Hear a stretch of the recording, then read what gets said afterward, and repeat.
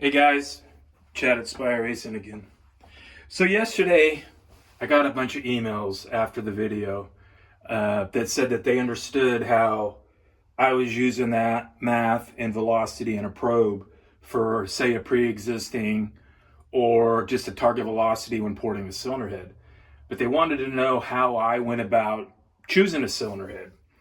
So I thought I'd take a second here to explain it.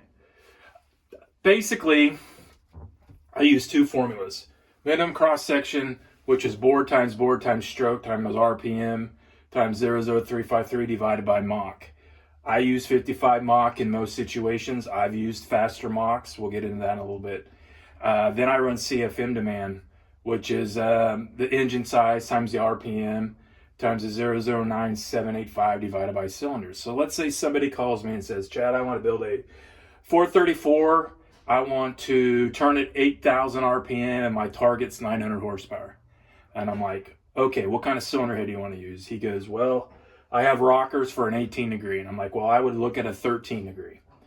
So what I do is I would run the minimum cross section, which that's this right here. That's 1950 is that divided by Mach. It's telling me that head needs to have a 3.18 minimum cross section to achieve this right here. Then I'm going to run CFM demand, which is all of this right here again, divided by cylinders, which is 424. I'm going to think of my lineup. What do I have?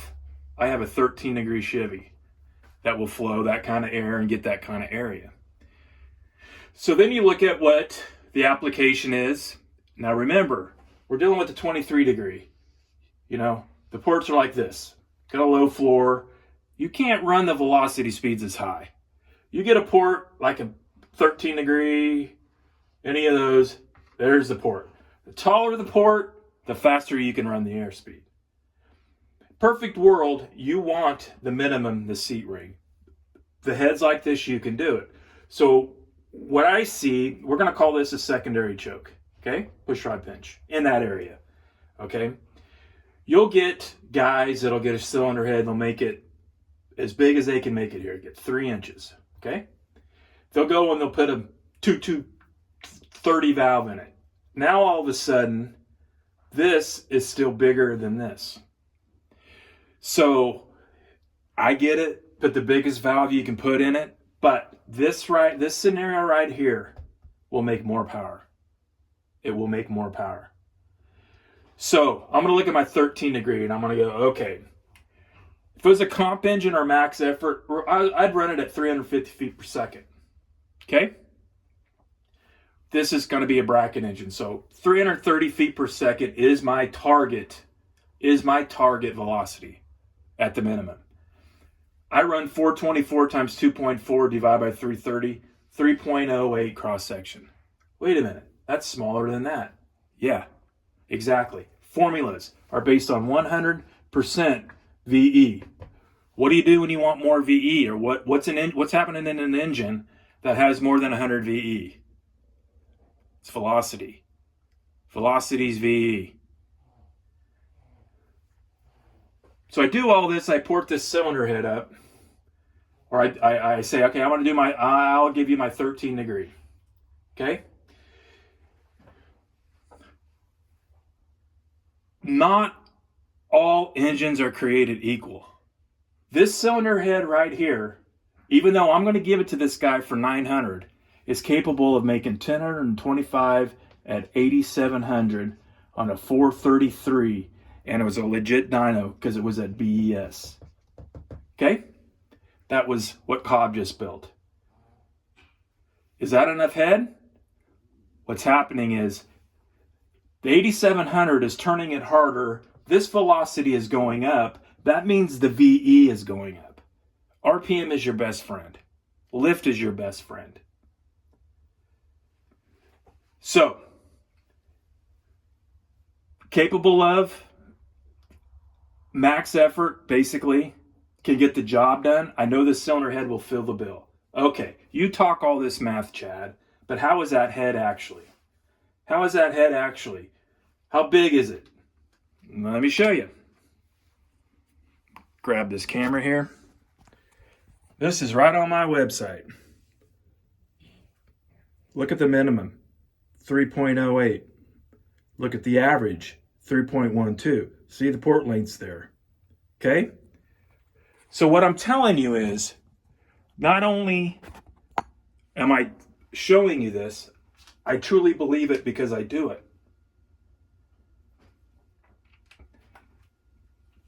You got to remember, let me erase some of this.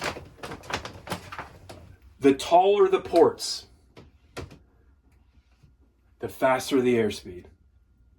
350 feet per second is as fast as you want to go at 28 inches on a flow bench. And I know, flow bench is not the same as a live engine. Oh, totally agree. However, if you start doing this and you start keeping records, you're going to start seeing a trend. And those trends will follow you to the racetrack. My super stock head, okay? Little old bitty port, 1.8 inch squared, okay? At the tightest area. It's got a 202 valve. It's still bigger here than it is here.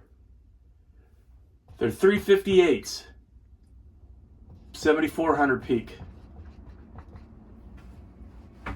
1.8 square inches. VELOCITY.